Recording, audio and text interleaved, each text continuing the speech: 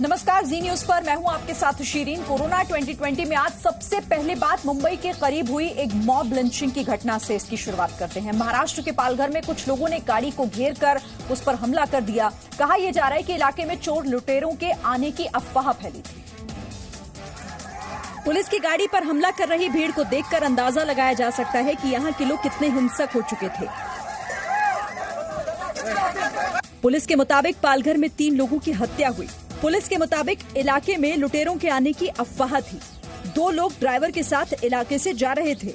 रात के वक्त लोगों ने लुटेरा समझकर रोका। भीड़ ने पीट कर तीनों की हत्या कर दी। इस घटना को लेकर सवाल भी उठ रहे हैं। लॉकडाउन की मुस्तैदी के बीच पुलिस देर से क्यों पहुंची और पुलिस वालों ने लोगों की जिंदगी बचाने के लिए कोई बड़ा एक्शन क्यों नहीं लिया। और देश में लॉकडाउन के बीच सबसे बड़ी चुनौती जरूरतमंद लोगों तक खाने का सामान और राशन पहुंचाना है। रोज कमाकर खाने वाले मजदूर इस लॉकडाउन में सबसे ज्यादा मजबूर हैं। लेकिन मुश्किल यहां यह है कि लॉकडाउन और सोशल डिस्टेंसिंग के नियम का पालन करते हुए लोगों तक खाने का सामान कैसे पहुंचाया जाए। कर्नाटक के बेल्लारी में क्या हुआ, आपको दिखाते हैं।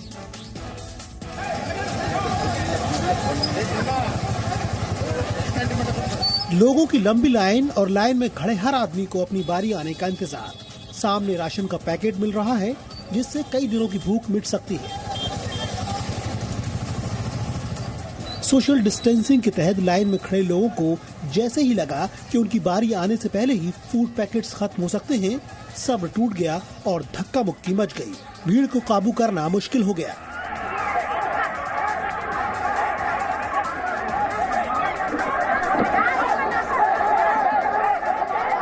कर्नाटक के बेल्लारी में वन मंत्री आनंद सिंह ने लोगों को राशन देने के लिए 7 करोड़ खर्च किया है।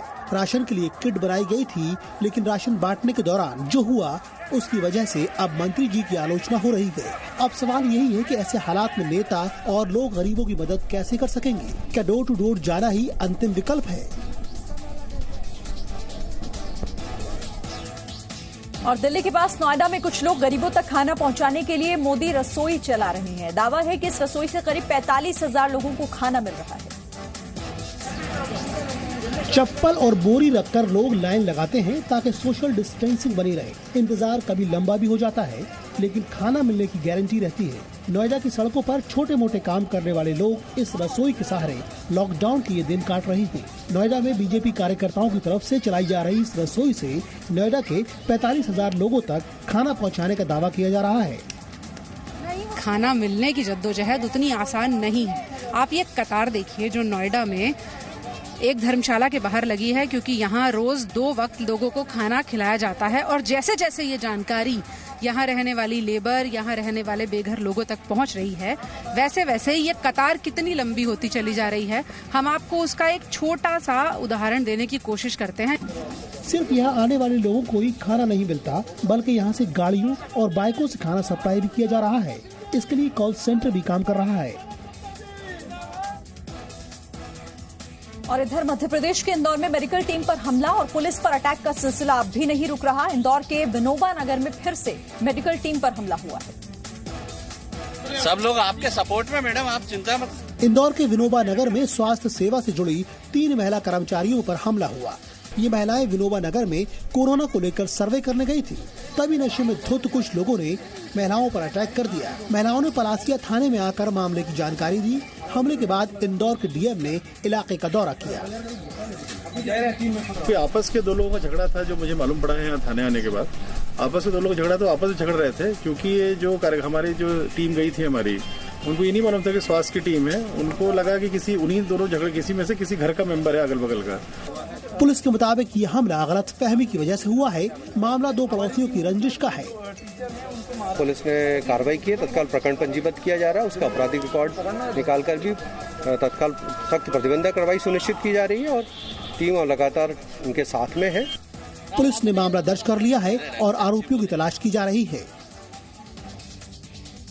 इधर पंजाब के लुधियाना में कोरोना संक्रमित एसीपी अनिल कोहली की मौत हो गई। एसीपी अनिल कोहली का इलाज एक प्राइवेट हॉस्पिटल में चल रहा था। बीते कई दिनों से उनकी हालत गंभीर होती जा रही थी। उन्हें वेंटिलेटर पर रखा गया था। पंजाब सरकार ने प्लाज्मा थेरेपी से इलाज करवाने का ऐलान किया था। एसीपी की पत्नी, उनके साथ रहने वाले 2 पुलिसकर्मी और जिला मंडी अधिकारी भी कोरोना पॉजिटिव मिले थे। और इसी बीच एक बड़ी खबर ये कि कोरोना संक्रमण को लेकर प्रधानमंत्री नरेंद्र मोदी ने एक ट्वीट किया है। कोरोना संक्रमण को लेकर घबराने की जरूरत नहीं है। प्रधानमंत्री नरेंद्र मोदी ने ट्वीट के जरिए अपनी बात कही। उन्होंने कहा कि कोरोना संक्रमण से बचने के लिए सावधानी बरतें। तो एक बार फिर कोरोना संक्रमण को लेकर सावधानी बरतने की बात प्रधानमंत्री नरेंद्र मोदी ने ट्विटर पर उन्होंने लिखा है कि कोरोना को हम सभी देशवासियों को मिलकर हराना होगा। कोरोना संक्रमण पर प्रधानमंत्री नरेंद्र मोदी का ये संदेश ट्विटर के माध्यम से ट्वीट किया है। कोरोना संक्रमण पर प्रधानमंत्री नरेंद्र मोदी ने लिखा है कि लोगों को घबराने की जरूरत नहीं है, सभी को सावधानी बरतने की जरूरत है। आगे बढ़ते हैं, बात कर्नाटक के हावेरी की, जहां पर पुलिस ने मस्जिद में भीड़ जुटाने के खिलाफ अभियान चलाया और चोरी छिपे हुए मस्जिद में जो लोग इकट्ठा हुए उन लोगों की यहां पर पिटाई भी की गई है। तस्वीरें कर्नाटक के हावेरी की हैं। लॉकडाउन में देश की सभी मस्जिदों में सामूहिक नमाज के लिए भीड़ जुटाने पर प्रतिबंध है, लेकिन हावेरी की मस्जिद में फिर भी कुछ लोग शुक्रवार की नमाज के लिए पहुंच गए। पुलिस को खबर मिली तो पुलिस ने मौके पर जाकर लॉकडाउन तोड़ने वालों पर लाठीचार्ज किया और मस्जिद में भीड़ न जुटाने की हिदायत दी। पुलिस के मुताबिक मस्जिद में करीब 30 लोग जमा थे। और यूपी में भी नमाज को लेकर पुलिस के पास शिकायत आई। जबरन सामूहिक नमाज की जिद कर रहे लोगों को पुलिस ने गिरफ्तार भी किया। पुलिस के मुताबिक धर्म गुरुओं ने भी लोगों से नमाज घर में ही पढ़ने की अपील की, लेकिन कुछ लोग नमाज के लिए शुक्रवार को इकट्ठा हो रहे हैं। पुलिस ने जिन लोगों को गिरफ्तार किया उसमें मस्जिद के मौलवी भी शामिल हैं। मस्जिद के मौलवी पर ही लोगों को समझाने और मस्जिद से वापस भेजने की जिम्मेदारी प्रशासन ने सौंपी है, लेकिन पुलिस के निर्देशों का उल्लंघन किया गया।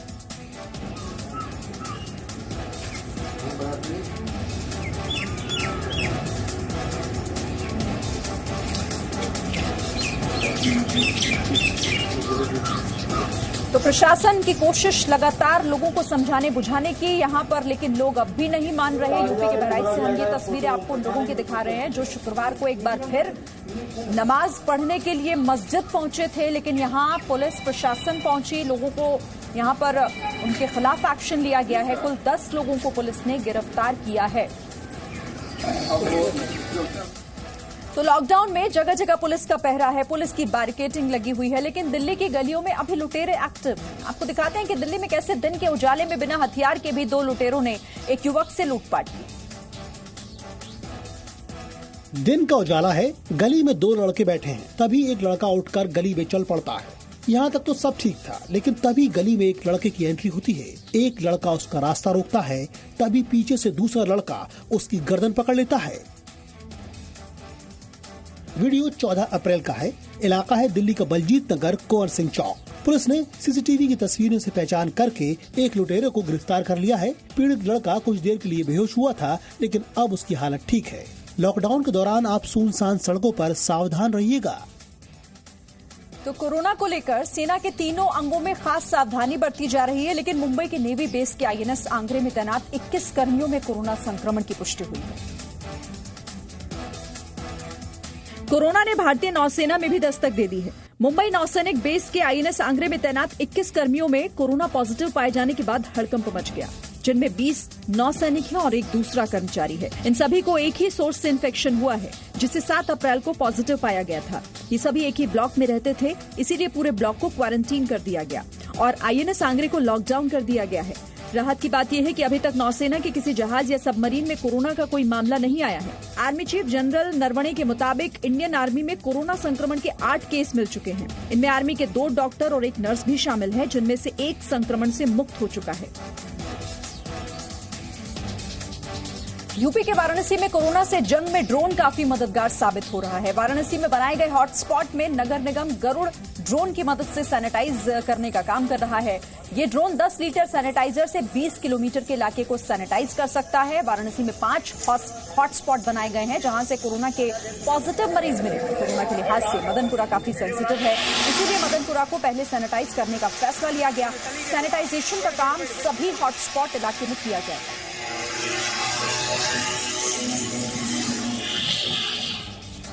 कोरोना की मुश्किलों के बीच राष्ट्रीय स्वयंसेवक संघ के लाखों स्वयंसेवक इस वक्त समाज की सेवा में जुटे हुए हैं। सेवा भारती के जरिए लोगों तक खाने पीने का सामान, दवाएं, मास्क और सैनिटाइजर पहुंचाया जा रहा है। ये मीनाक्षी साल्वे हैं, देश के पूर्व सॉलिसिटर जनरल हरीश साल्वे की पत्नी। मीनाक्षी साल्वे भी कोरोना संकट के बीच देश की सेवा में जुटी हैं। मीनाक्षी साल्वे ने 1400 फेस मास्क समाज के लोगों तक पहुंचाने के लिए दिए हैं। मीनाक्षी साल्वे सेवा भारती के जरिए ये मास्क जरूरतमंद लोगों तक पहुंचा रही हैं। हमने भी अपने स्टाफ को भेजा मास्क लाने, तो उन्होंने कहा नहीं मिल रहे हैं, तो हमने कहा चलो हम सबके लिए घर में बनाते हैं। तो हमने कोशिश करी ये मटेरियल लाने की, वो मिल गया हमें। तो हमने जब बनाने शुरू करे तो हमने सोचा चलो सबके लिए बनाते हैं, जितने बनेंगे उतने बन जाएंगे। हमने बहुत कोशिश करी, कहाँ हॉस्पिटल में दें, इधर दें उधर दें, पर कोई मिला नहीं हमें। तो फिर ऑफिस ने, आई थिंक आपके ऑफिस में, सेवा भारती के ऑफिस में कांटेक्ट करा और उन्होंने कहा कि हाँ हम आके पिकअप कर लेंगे। ये मास्क इन्होंने लॉकडाउन में समय में घर पर ही अपने सहयोगियों के साथ मिलकर तैयार किया है। दिल्ली में मीनाक्षी साल्वे की तरह हजारों सहयोगियों की मदद से सेवा भारती 24 मार्च से 14 अप्रैल तक के बीच 3 हफ्तों में 27 लाख से ज्यादा लोगों को 2 वक्त का भोजन पहुंचा चुकी है। देश भर में सेवा भारती के लाखों लोग इसी तरह समाज की जरूरतों को पूरा कर रहे हैं। ओडिशा में चक्रवात, केरल में बाढ़, नेपाल में भूकंप जैसी कई आपदाओं में सेवा भारती ने लोगों की मदद की है और इस विपदा में भी सेवा भारती लोगों की सेवा कर रही है। कोरोना की दवा और टीका को लेकर शोध जारी है, लेकिन ये बात भी सच है कि हौसले और इलाज से इस बीमारी को हराया जा सकता है। मुंबई के अंधेरी में बिंद्रा कॉम्प्लेक्स में रहने वाले एक ऐसे कोरोना संक्रमित ने कोरोना का मुकाबला किया और इलाज से संक्रमण मुक्त होकर लौटा है। लोगों ने उनका स्वागत किस तरह से किया, आप तस्वीर देखिए।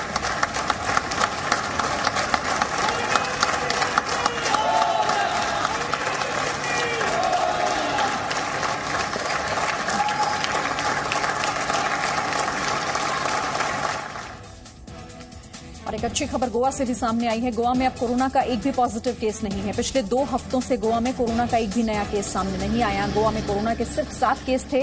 इनमें से 6 तो पहले ही ठीक होकर डिस्चार्ज हो चुके थे। 7वें मरीज की 2 बार जांच रिपोर्ट भी नेगेटिव आई है। गोवा में ये 7 केस उत्तर गोवा में थे, इसीलिए दक्षिण गोवा तो पहले ही ग्रीन जोन था। अब उत्तर गोवा में कोई भी केस नहीं होने के बाद पूरे गोवा को ग्रीन जोन घोषित किया जा सकता है। इसके लिए गोवा सरकार ने केंद्र सरकार को गोवा को ग्रीन जोन घोषित करने के लिए लिखा है। मुंबई में कोरोना को लेकर प्रशासन विशेष सतर्क है। आपको दिखाते हैं कोरोना को रोकने के लिए कैसे फ्लैग मार्च किया गया है। तस्वीर में आपको दिखाऊंगा मुंबई के कांदिवली वेस्ट की, जहां पर आपको मुंबई पुलिस फ्लैग मार्च करते हुए दिखाई देगी। ये एक झुग्गी झोपड़ियों का इलाका है, जहां पर पिछले दिनों 5 से 6 मामले जो है कोरोना के पॉजिटिव पाए गए थे। उसके बावजूद यहां पर लोग जो हैं कहीं ना कहीं सिचुएशन को गंभीरता से ना लेते हुए अपने घरों के बाहर निकल गए थे, बाजार में भीड़ दिखा गए थे। यही वजह है कि मुंबई पुलिस लोगों को एक संदेश देने के लिए एक मैसेज के साथ इस फ्लैग मार्च को जो है यहां पर अंजाम दे रही है।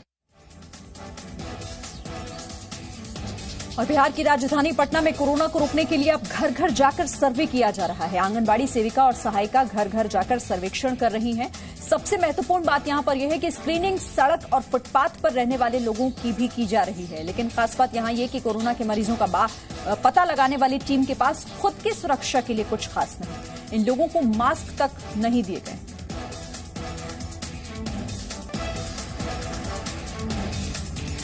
आज वर्ल्ड हेरिटेज डे है। लॉकडाउन की वजह से दिल्ली की ऐतिहासिक इमारतें वीरान पड़ी हैं। आज यहां आर्कियोलॉजिकल सर्वे ऑफ इंडिया दीप जलाएगा। दिल्ली के हुमायूं का मकबरा, लाल किला, कुतुब मीनार, पुराना किला और सफदरजंग टॉम्ब में दिए जलाए जाएंगे।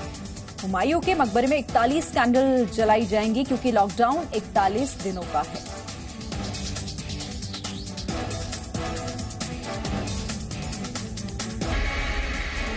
सोशल डिस्टेंसिंग बनाए रखने के लिए एक शानदार तरीका सामने आया है। कर्नाटक के तुमकुरू में सब्जी मार्केट के लोग डिस्टेंसिंग बनाने के लिए गोल घेरा बनाने की जगह पर पुराने टायर का इस्तेमाल कर रहे हैं।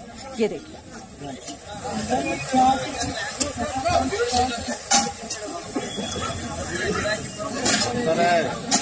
इसको मतलब इतना